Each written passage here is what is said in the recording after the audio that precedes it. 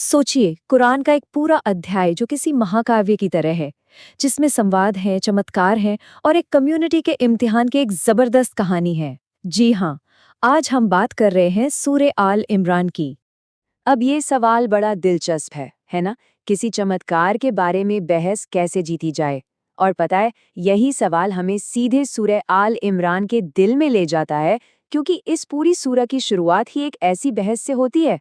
तो चलिए शुरू करते हैं। कहानी की शुरुआत होती है एक बहुत ही खास बातचीत से, एक आसमानी गुफ्तगू से। तो हुआ यूं कि इस सूरे का एक बड़ा हिस्सा एक असल घटना के जवाब में आया। पैगंबर मोहम्मद के पास नजरान से एक ईसाई प्रतिनिधि मंडल आया था और उनके बीच एक बहुत गहरी और अहम बहस हुई थी। और देखिए, इस बहस की सबसे खूबसूरत बात ये थी कि इसकी बुनियाद सम्मान पर थी। कुरान ने उन्हें अहल अल किताब कहा, यानी किताब वाले लोग। ये शब्द ही अपने आप में एक साझा विरासत की तरफ इशारा करता है। ये आयत, ये उस पूरी बातचीत का निचोड़ है। ये कोई चुनौती नहीं है, बल्कि एक खुला न्योता है। चलो उस बात पर एक हो जाएं जो हम दोनों में कॉमन है, यानी सिर्फ एक खुदा की इबादत। सोचिए, ये टकराव नहीं बल्कि एकता की एक जबरदस्त पुकार थी। तो इस बहस में कुरान अपना सबसे मजबूत तर्क कैसे पेश करता है? एक परिवार की कहानी के जरिए, इमरान के खानदान की कहानी। यहाँ जो बात दिमाग को चकरा देती है वो है कंटिन्यूटी का आइडिया।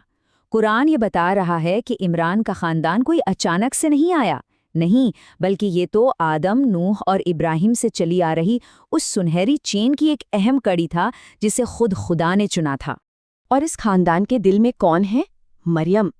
उनका जीवन तो ईसा के जन्म से भी पहले चमत्कारों से भरा हुआ था। सोचिए, उनकी माँ ने उन्हें पैदा होने से पहले ही खुदा के लिए वक्फ कर दिया था, और पैगंबर जकरिया की देखरेख में उन्हें सीधे जन्नत से खाना मिलता था। ये सब उनकी पकीज़गी और उनके खास मकाम की निशानियां थी। और फिर आता है वो तर्क जो पूरी बहस का रुख मोड़ देता है। देखिए, कुरान एक बहुत पावरफुल एनालॉजी पेश करता है। तर्क सीधा सा है। अगर कोई इस बात को मानता है कि आदम बिना माँ और बाप के मिट्टी से बन सकते हैं, जो कि कई बड़ा चमत्कार है, तो फिर ईसा का बिना पिता के पैदा होना क्यों ना मुमकिन लगता है? ये तो बस अल्लाह की कुदरत की एक और निशानी है। अच्छा, अब कहानी में एक बड़ा मोड़ आता है। हम एक थियोलॉजिकल बहस से निकलकर एक असल जंग के मैदान में पहुंचते हैं। उहुद की जंग, एक ऐसी परीक्षा जिसने शुरुआती मुस्लिम कम्युनिटी के ईमान को झिंझोड़ कर रख दिया। यहाँ पर देखिए, एक ही कम्युनिटी, लेकिन दो जंगों के नतीजे बिल्कुल अलग। बद्र में क्या हुआ? तादाद कम थी, लेकिन ईमान इतना मजबूत था कि फरिश्तों की मदद आई और जीत मिली। और उहुद में एक छोटी सी नाफरमानी, एक हुक्म को नजरअंदाज करना, और जीती हुई बाजी पलट गई। साफ सबक है, कामयाबी ताकत से नहीं बल्कि ईमान और इताअत से मिलती है। इतने बड़े झटके के बाद आप क्या उम्मीद करेंगे? डांट, फटकार? नहीं। खुदा का जवाब देखिए कितना खूबसूरत है। ये दिलासा है, हौसला है। ये आयत कह रही है कि कमज़ोर मत पड़ो, गम मत करो। असली जीत तो ईमान वालों की ही है। मतलब सच्ची बुलंदी जंग जीतने में नहीं, बल्कि ईमान पर कायम रहने में है। तो फिर सवाल उठता है, ये सब हुआ क्यों? उहुद की जंग का असल सबक यही था कि मुश्किलें बेवजह नहीं आती, उनका एक मकसद होता है। जैसे सोने को आग में तपाकर खालिस किया जाता है, वैसे ही आजमाइशें सच्चे ईमान वालों को मजबूत करती हैं, और जिनके दिल में खोट होती है उन्हें सबके सामने ले आती है। और इस जंग के दबाव ने ना कम्युनिटी के अंदर के अलग अलग किरदारों को एकदम साफ कर दिया। विश्वास के कुछ आर्केटाइप्स सामने आए। तो देखिए, 3 तरह के लोग सामने आए। पहले, सच्चे मोमिन। हाँ, उनसे गलती हुई, लेकिन उन्होंने तौबा की और मैदान में डटे रहे। दूसरे थे मुनाफिक, यानी पाखंडी। वो सिर्फ भागे ही नहीं, बल्कि दूसरों का हौसला तोड़ने की भी कोशिश की। और तीसरे थे शहीद, जिन्होंने अपनी जान दे दी और जिन्हें सबसे ऊंचा दर्जा मिला। और इस पूरी कहानी में एक लफ्ज बार बार आता है, सब्र। अस्साबिरुन, यानी सब्र करने वाले। ये वो लोग हैं जो मुश्किलों में टूटते नहीं, बिखरते नहीं, बल्कि और मजबूती से खड़े हो जाते हैं। और ये वो क्वालिटी है जिसे खुदा सबसे ज्यादा पसंद करता है। और फिर आते हैं शहीद, अशुहदा। यहाँ कुरान मौत के मायने ही बदल देता है।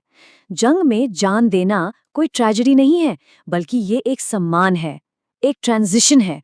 कुरान साफ कहता है कि वो मरे नहीं हैं, वो तो अपने रब के पास जिंदा हैं, एक बेहतर और खूबसूरत जिंदगी में। तो फिर इस पूरी कहानी का, इस बहस का, इस जंग का हासिल क्या है? सूरा इन सारे सबकों को समेटकर हमें कामयाबी की कुछ चाबियां देती है।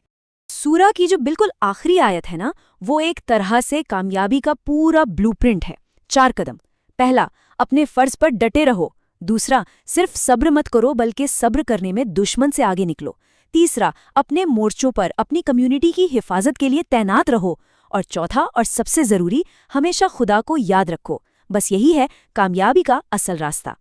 तो आखिर में ये एक सवाल सोचने पर मजबूर करता है, किसी कम्युनिटी की असली ताकत क्या है, उसकी जीत या फिर हार के बाद उसका रवैया? सूरा आल इमरान का पैगाम तो साफ है।